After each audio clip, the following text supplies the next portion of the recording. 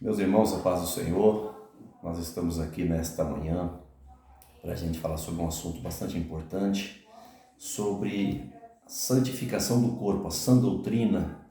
Nós estamos aqui na cidade de Indaiatuba. Eu havia pedido ao pastor Raimundo para nos receber e hoje, bondosamente, ele nos recebeu aqui. Então nós estamos aqui com os nossos amigos, pastor Florisvaldo, pastor Raimundo, para falar sobre esse assunto, que é um assunto bastante polêmico. Muita gente tem deixado de falar acerca dessas coisas e eu escolhi o pastor Raimundo para estar falando sobre isso, pelo seu tempo de ministério, pela sua experiência que tem na Assembleia de Deus. Ele é pastor presidente aqui na Assembleia de Deus de Indaiatuba há 45 anos, então nós vamos falar sobre esse assunto e aí eu creio que vai ser de grande valia para todos nós, para a gente poder estar aprendendo mais da palavra de Deus. Então eu quero já agradecer, pastor, por o senhor estar recebendo a gente aqui e eu quero que o senhor possa aí dar a sua palavra de saudação para os nossos irmãos que estão acompanhando essa entrevista. Eu quero, em nome de Jesus, primeiramente agradecer a Deus pela presença dos nossos amados irmãos e companheiros aqui conosco e agradecer pela vida deles e me prontificar dentro do meu conhecimento e vida, responder o que me for interrogado por eles, já agradecendo a todos em nome de Jesus. Então eu quero já iniciar perguntando, pastor Raimundo, o senhor tem quantos anos já de fé na Assembleia de Deus? Eu fui batizado no dia 3 de novembro de 1950, 10 horas da manhã, na cidade de Cajazeiro, do Rio do Peixe, pelo saudoso Francisco Duarte. Quem me batizou foi o pastor Aristóteles Torres de Alencar. Naquela época eu estava com 14 anos e meses, foi em novembro, dia 3 de novembro, do dia 15 de dezembro eu ia completar 15 anos de idade. Já servia o Senhor Jesus ao lado do meu pai, cantando e tocando e acompanhando ele na evangelização. Então o senhor é filho de pastor? E graças a Deus. No Ceará, isso? No Ceará. No Ceará e na Paraíba, meu pai foi um desbravador de cidades. Entendi. Na Paraíba ele abriu dezenas de cidades, bem como no Ceará. Certo? E eu acompanhei até que eu vim para São Paulo e ele ficou lá no Ceará. Depois eu fui buscar ele, trouxe para trabalhar comigo quando eu já pastoreava no Mato Grosso. E quando eu vim, os anos que eu fiquei no Mato Grosso, ele ficou comigo. Quando eu vim para cá, eu trouxe ele, mas já não dei mais trabalho, porque ele não tinha mais condição de dirigir trabalho, nem a igreja tinha filiais para isso. Entendi. A gente ficou aqui até botar debaixo da cova. Mas o senhor já pastoreou quantas cidades? Vixe, agora você me apertou, porque só contando na minha agenda, viu? Eu não tenho agenda aqui, certo? É muita cidade. Entendi. É muita cidade. Eu conto, irmão, eu confesso, irmão, que não dá para contar os trabalhos que abri. Eu sou um desbravador, certo? Para manter uma ideia, por exemplo, aqui em Indaiatuba eu cheguei, a igreja tinha aqui o templo velho e o Califórnia começando. Hoje, só aqui eu tenho o templo sede mais 39 filiais próprias. No Salto eu tenho 19, no Itu eu tenho 34, Itu tinha uma na Candelária. No Salto tinha uma na Quintina de Bocaiúva, certo? Eliasfalto estava começando, em Capivari tinha uma na Padre Haroldo, e Montemor tinha uma pequenininha onde está hoje o novo templo. E eu fui desenvolvendo o trabalho. Hoje é uma igreja muito grande, com 200 e tantas filiais. Mas a sua formação ministerial, o senhor aprendeu com quem? Eu tive bons pais. Meu primeiro pastor era um homem muito bravo, muito sério, José Teixeira Rego, pastor de Fortaleza, na rua Tereza Cristina, em Fortaleza, certo? O templo lá foi inaugurado no dia 7 de setembro de 1957, eu estava lá, certo? Trabalhei no interior de São Paulo, do Ceará, em muitas cidades, e quando vim para São Paulo, eu não sabia que existia 3 ministérios em São Paulo. Lá no Ceará só tinha um só. Então, quando eu cheguei em São Paulo, eu me deparei com Madureira, Belém e Ipiranga. O bairro que eu cheguei, na Penha, não tinha trabalho do Belém e nem eu sabia que existiam essas 3 igrejas. Eu fiquei na Penha e entrei no trabalho de Madureira. Lá fiquei muitos anos naquela igreja. Eu fui zelador, porteiro, tornei-me pastor e fiquei por muitos anos como pastor daquela igreja. Certo? E depois que eu estava lá, eu sou um indivíduo inimigo de encrenca, de polêmica, porque a Bíblia me ensinou, e eu fui bem instruído, que o homem de Deus não convém contender. Então, você ia para aquelas reuniões, era mais contenda do que Bíblia. Eu saí de lá, pedi minha carta e fui para o Belém. O patriarca me recebeu lá no Belém e me deu Cangaíba para dirigir. Patriarca, que o senhor se refere? Cícero Canudo de Lima, chamado patriarca. Ele me recebeu muito bem, me deu Cangaíba. Eu trabalhei no Cangaíba, comprei um terreno, não pude construir. Fiquei 9 meses quando ele me enviou para Jaciara, no Mato Grosso. Lá em Jaciara eu fiquei 4 anos, 2 meses, 22 dias. E eu tinha uma necessidade de sair de Jaciara, porque lá o nível cultural terminou ali. E minha família precisava estudar. Certo? Aí eu estava orando a Deus, quando eu chego aqui no Belém, o saudoso Odilon e o pastor Zé Weto me falaram que tinha essa cidade de Indaiatuba e que eles não queriam trazer para cá, mas para criar não queria que eu saísse do Mato Grosso, porque eu resolvia tudo para ir lá. Mas eu fui falar com ele, ele aqueceu e eu vim para Indaiatuba. Cheguei aqui no dia 25 de novembro de 1978. Quando eu cheguei aqui, ele mandou dar autonomia à igreja.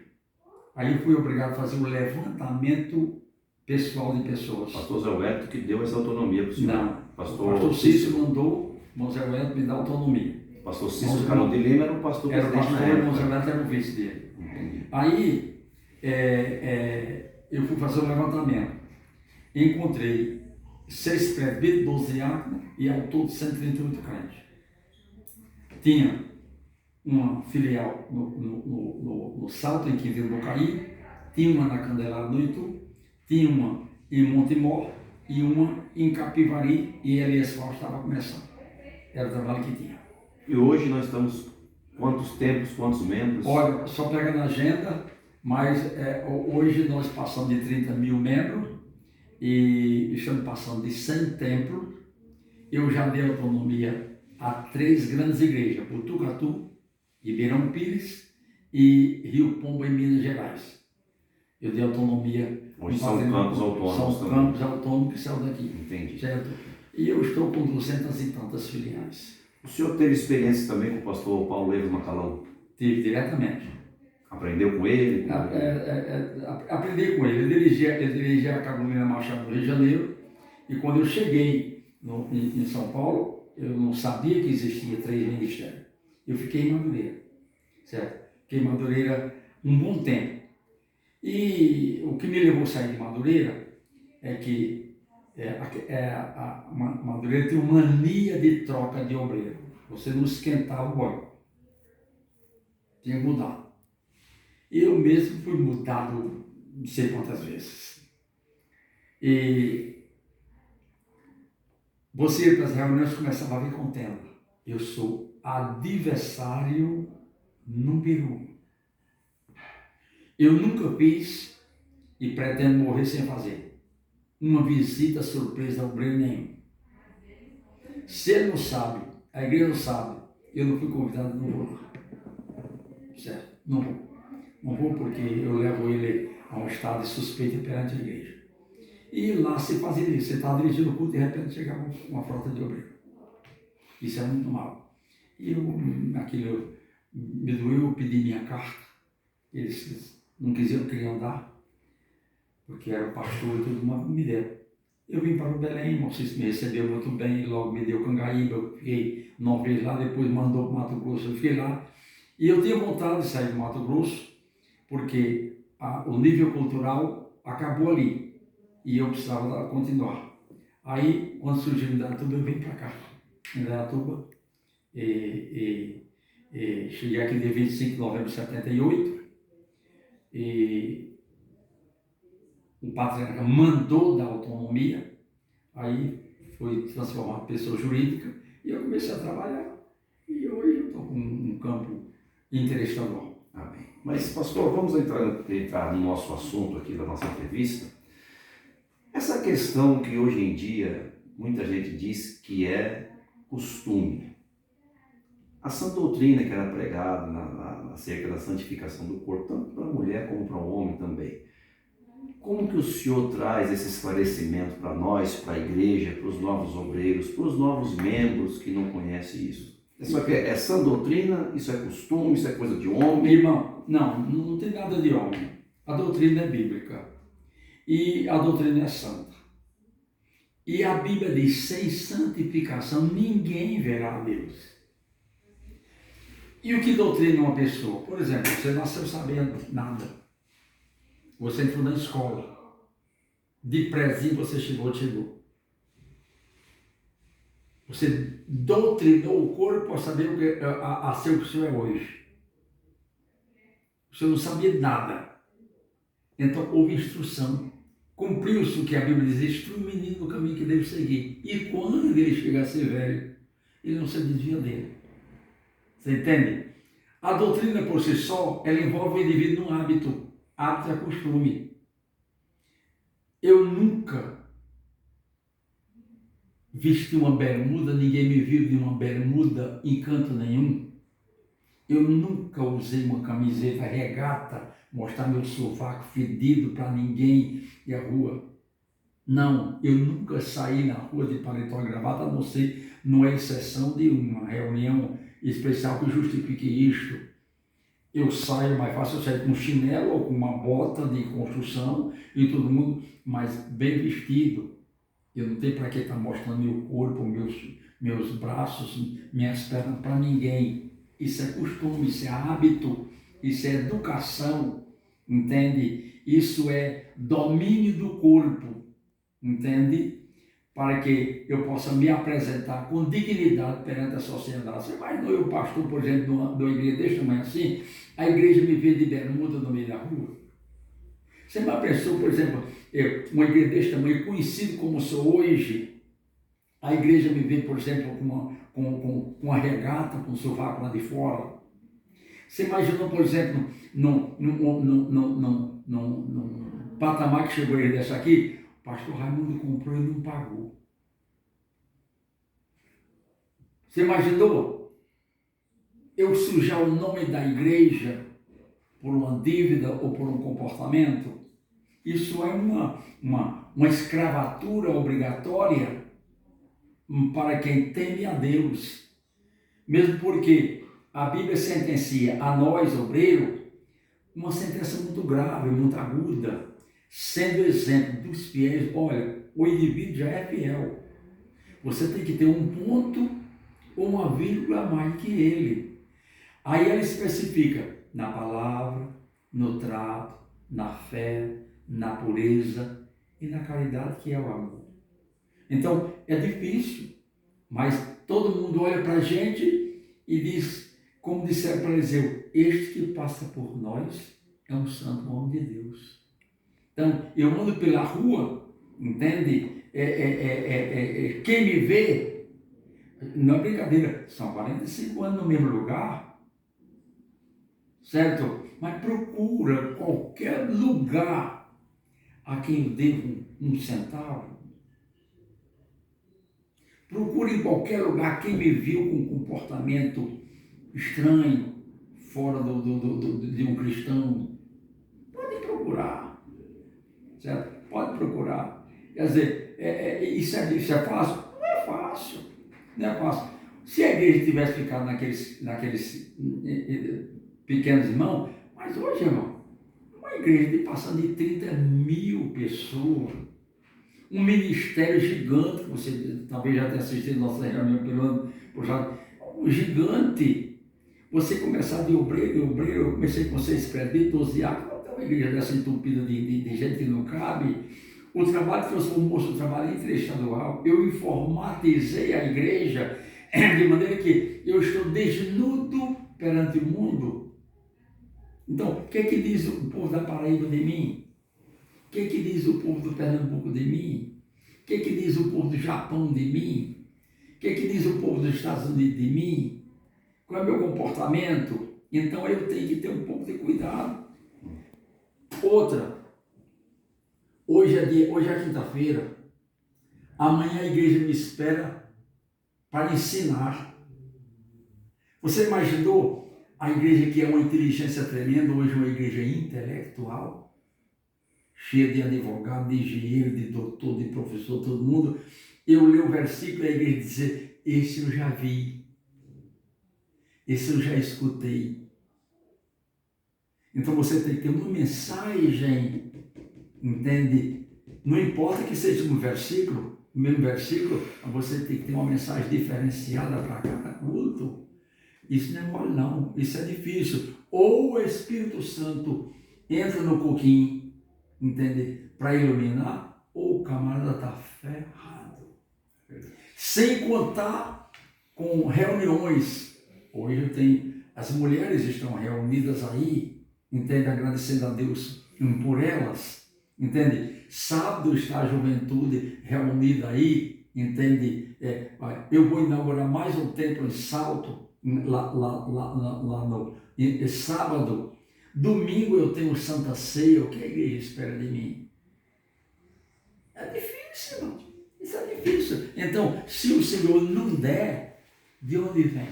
É verdade. Agora, para Ele dar, Ele precisa saber quem eu sou, a quem está dando, qual é a minha dedicação, entende? Qual é o meu sentimento, qual é o meu grau de pureza, de honestidade, de fidelidade. Você imaginou, eu estou num culto desse aqui, alegre que sou um cancãozinho, e chega alguém e diz assim, ele não pagou minha dívida. Escândalo. Outra, eu sou o único pastor no Brasil que tem um salarinho para meus obreiros e dou o 13º mês. Ninguém mais dá. Vai lá do Belém, estão dando ajuda de custo. E Belém é Belém, tem que tirar o chapéu. Mas estão dando ajuda de custo. Mas eu não. Ele tem um pãozinho, recebe todo mês, eu dou o 13º mês, você entende? Eu tenho meus empregados lá no sítio, eu tenho um casal de empregados no sítio registrado. O salário que eu pago para o homem, eu pago para a mulher, que eu não concordo que ela, por ser mulher, tem que ganhar menos. Não, o salário que eu dou para ele, eu dou para ela. Registrado, entende? Chega agora, tem o 13º mês, já paguei o 13º mês, a primeira parcela. Entende? Eu guardo recibo de tudo. Então, irmão, não é fácil. Agora, não é bicho. Como diz a história, está escrito, compra. É verdade. É fácil, está escrito. Agora, pastor, então o senhor teve a formação dos seus pastores, do patriarca, como o senhor costuma falar aí, que essa questão não é costume, é sã doutrina. É sã doutrina. O senhor teve a formação de que brinco não convém à mulher, não. Maquiagem, corte de cabelo, todas as questões aí. O apóstolo Paulo escreve na carta aos Filipenses, lá no seu capítulo 4, lá no versículo 8 e 9, assim está escrito assim: quanto ao mais, irmãos, tudo que é puro, tudo que é amável, tudo que é de boa fama, tudo que é justo, tudo que é verdadeiro, nisto pensai. Entende? E se há alguma virtude, se há algum louvor, nisto pensai. E olha a responsabilidade que recai sobre quem titulariza, quem está titular. E o que ouvistes e vistes em mim, isto fazei, e o Deus de paz será convosco. Olha a nossa situação. É difícil. A igreja todo dia está olhando. E quando ela disse que é pastor. Eu comprei, não paguei, ele ia tomar coisa. Mas disse que é pastor. No ponto é aquela maravilha. Ele fez às vezes, mas ele anda, né? Ele vive. Ele vive.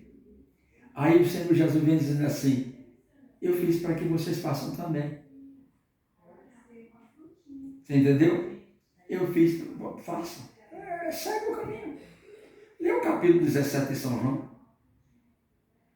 E segue ele, está tudo certo. Agora, não pense, irmão, que ministério é fácil para ninguém. Não existe nada fácil para crente, para quem é tudo difícil. Porque nós temos promessa de bênção, mas temos a promessa, no mundo tereis aflição. Tende bom ânimo e vencer o mundo. Entende? A gente tem promessa de bênção, mas também tem promessa de pancada.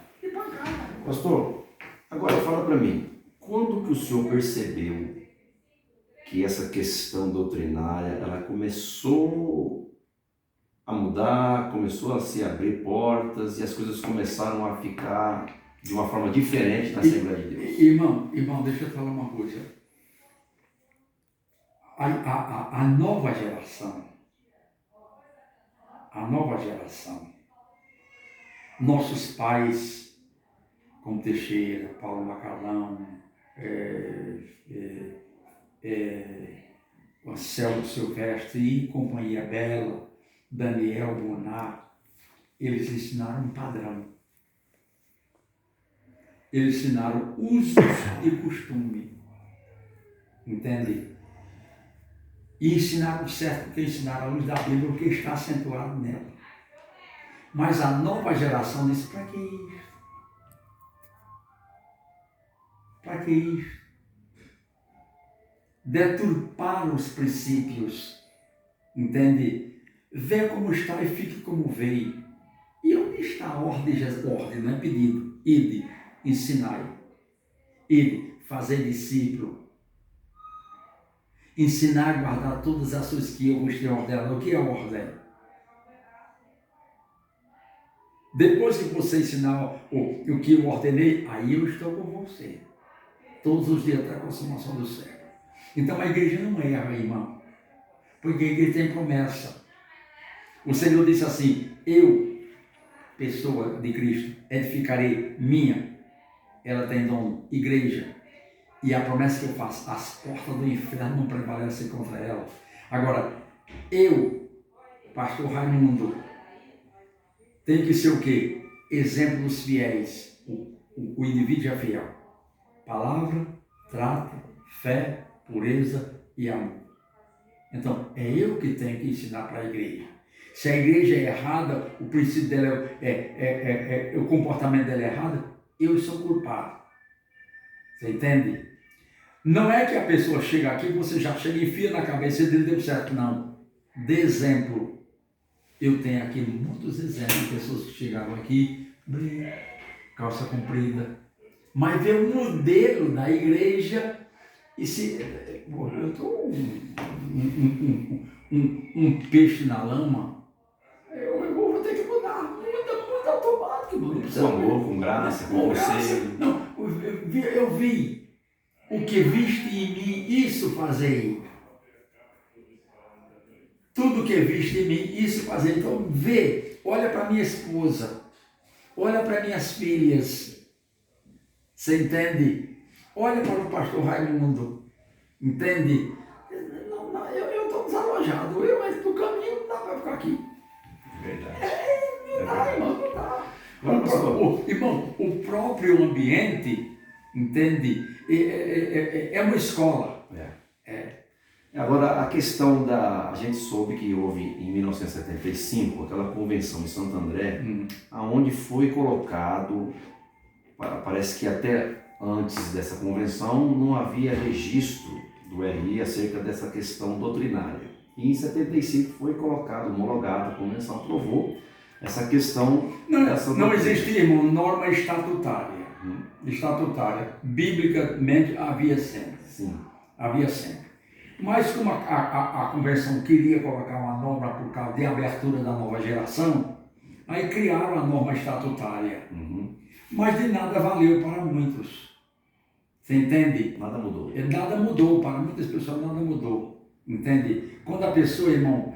O senhor estava presente nessa conversa? Estava lá. Irmão, há um versículo muito sério. Ele está em Provérbios 21:16. Abre aí a Bíblia para você ver.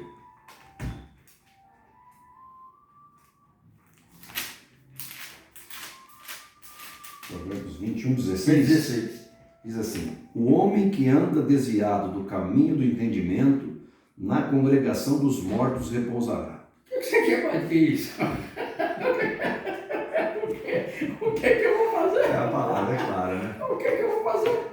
Eu não observo o entendimento. Eu não quero entendimento. Então, não vai para o cemitério. Pastor, mas assim, a questão, a Assembleia de Deus hoje, na forma que está com essa nova geração, para a Assembleia de Deus antigamente, teve muita mudança? Teve bastante. Em algumas, nós temos pessoas, nós não podemos generalizar, não, porque nós temos homens conservadores. Até da nova geração teve pessoas conservadoras, porque quando o indivíduo, irmão, ele tem um toque, quando ele tem a acusação do Espírito Santo, porque a Bíblia diz assim, que o mesmo Espírito testifica com o nosso Espírito que somos filhos de Deus. Quando eu faço algo que está fora do contexto bíblico e doutrinário, aquele homem, aquele Espírito que está dentro de mim, rapaz,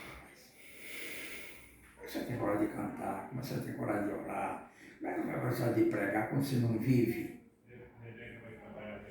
Quando o Senhor disse, eu fiz para vocês fazerem. Nós não estamos, por exemplo, imitando a um homem. O Senhor disse, eu fiz. Aí o Senhor vem dizendo também, você quer ser meu amigo? Vós sereis meus amigos se fizerem o que eu vos mando. O que é mandamento? A ordem. É uma ordem. Então você que é amigo de Cristo, faça o que ele manda. Fácil?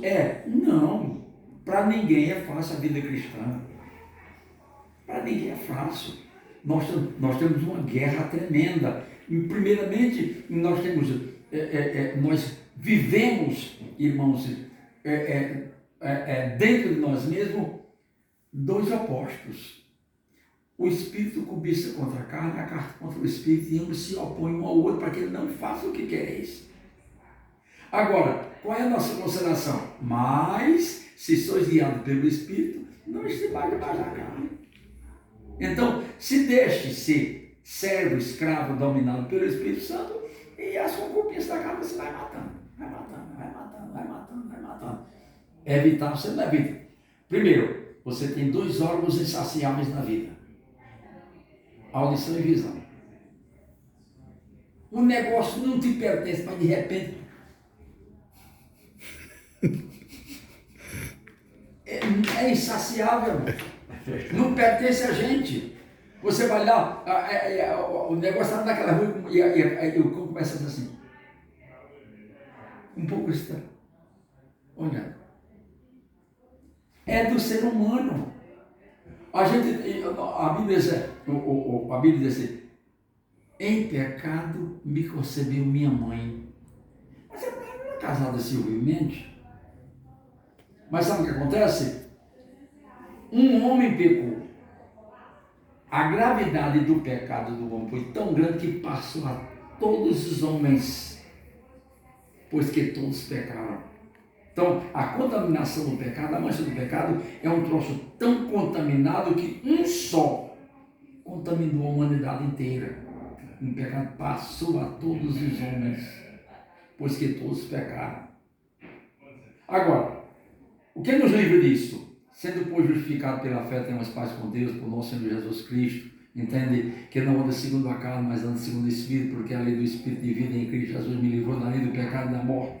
Se estás morto com Cristo, não estás debaixo da carne. Entende? Aí o Senhor Jesus diz assim, meu jugo é suave, rapaz. Meu fardo é leve. Aprenda de mim, eu sou manso e humilde de coração e encontrarei descanso para vossas almas. Quer dizer, tem tudo isto, tem tudo isto. Agora, Deus nos deu tirocínio administrativo. Administra a vida. Você não vai evitar de ver, porque nós temos o olho é insaciável. Não se trata de ver, nem ouvir de ouvir. Você entende? Mas você sabe dominar. Mas se sois guiados pelo Espírito Santo, não faça isso. Isso não convém. Isso não é bom. Você entende? A honestidade, irmão, ela é uma sentença, você ser honesto. Para começar, a Bíblia diz: não faça aos outros aquilo que não querer que vos faça. Você não quer tomar um tapa? Não dê. Você não quer ser xingado? Não xingue. Você não quer receber o mal? Não faça. Não façais aos outros aquilo que não querer que vos faça. Então, por que eu não faço? Porque se eu quiser, ele vai fazer a mim. Então, eu não vou fazer. Entendi. Não é um bicho, é uma sentença. É verdade.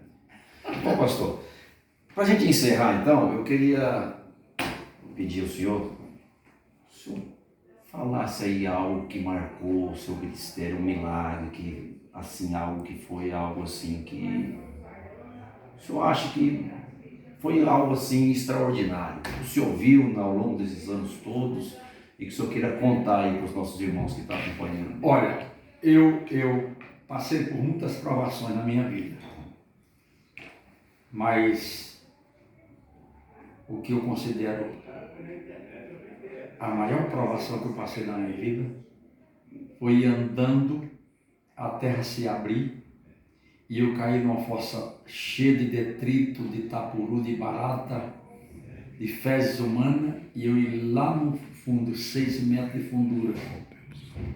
Quando eu bati o pé naquela lama, no meu espírito eu disse: se eu botar a cabeça fora, eu escapo, porque eu sei nadar bem.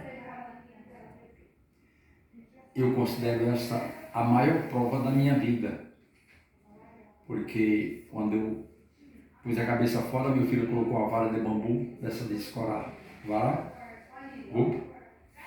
e eu segurei aquela vara até chegar as pessoas me pegaram no meu braço, me jogaram lá fora, arrancaram o braço, colocou o braço, eu saí arrastando o braço até no hospital. Quando cheguei no hospital, os médicos ficaram procurando para papai, eu mesmo peguei e coloquei o braço, coloquei no local. Vivi muitos anos nessa construção aqui, o braço saindo e botando até operar do braço aqui. Esta foi a maior prova da vida, porque eu jamais esperava que eu sairia dali.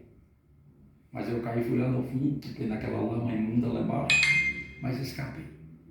Certo? Esta foi a maior prova. As demais é tudo escola.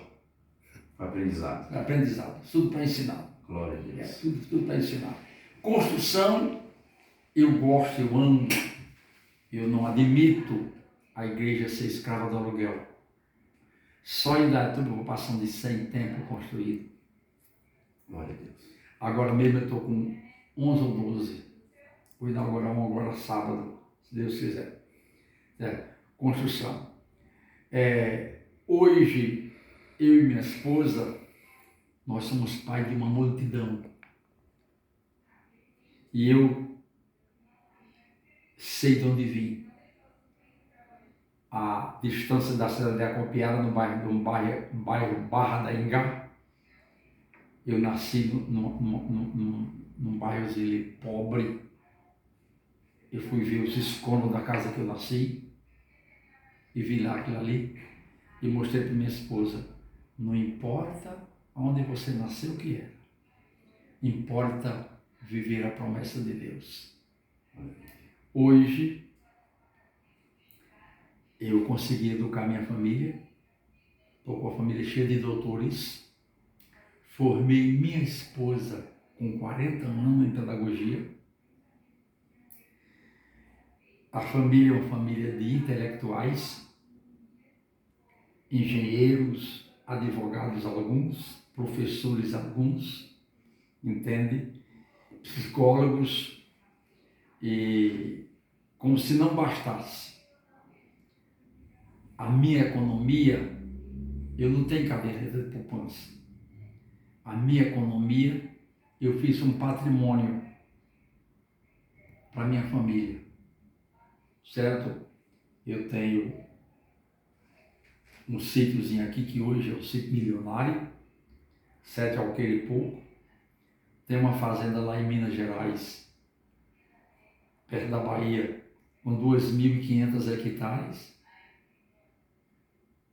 Eu não tenho tempo de ir lá, está com 2 anos que eu não vou lá, mas crio gado, crio ovelha, tem um caseiro, ele toma de conta, tem a casa da fazenda, tem uma casa do caseiro, tem uma casa de despejo, tem um galpão para os tratores, as máquinas, entende?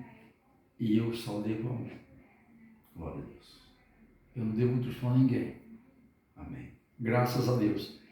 Outra, eu dou para meus obreiros no 13º mês, mas eu não quero. Eu não admito. A minha diretoria me questionou por que o senhor não quer funcionar. Eu digo, minha família veio e foi. Cumpriu-se o que diz a Bíblia, deixe pai e mãe. Está eu com 88 anos, dia 15 do mês que vem, minha esposa com 84. Para que 2 babacas que a caderneta da poupança de dinheiro?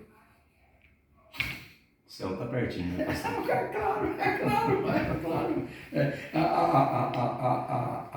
A filosofia diz que quem de moço não morde, velho não escapa. Então, graças a Deus. Glória a Deus. Agora, irmão, eu tenho umas dívidas muito grandes com Deus. E eu vivo agradecendo a Ele. Eu já escrevi 9 livros, sou compositor de muitos hinos. E nessas pandemias que houve aí, eu tenho uns caprichos. Eu nunca usei uma máscara. Eu nunca senti uma dor de cabeça. Um homem que vai fazer agora, dia 15 meses que vem, 88, eu nunca sofri uma dor de dentro da vida. Meus dentes são meus. Então, eu sou um devedor. A minha dívida é grande. Agradecer a Deus. Agradecer a Deus, é só agradecer a Deus. Amém. Pastor, então, dá uma palavra de encerramento para essa nova geração. Meus amados irmãos, o segredo de uma vida feliz é temor. A Bíblia diz: o temor do Senhor é o princípio da sabedoria. E bom entendimento tem todos os que lhe obedecem. Você quer ser sábio? Tema a Deus. Quer ter bom entendimento? Obedeça a Deus.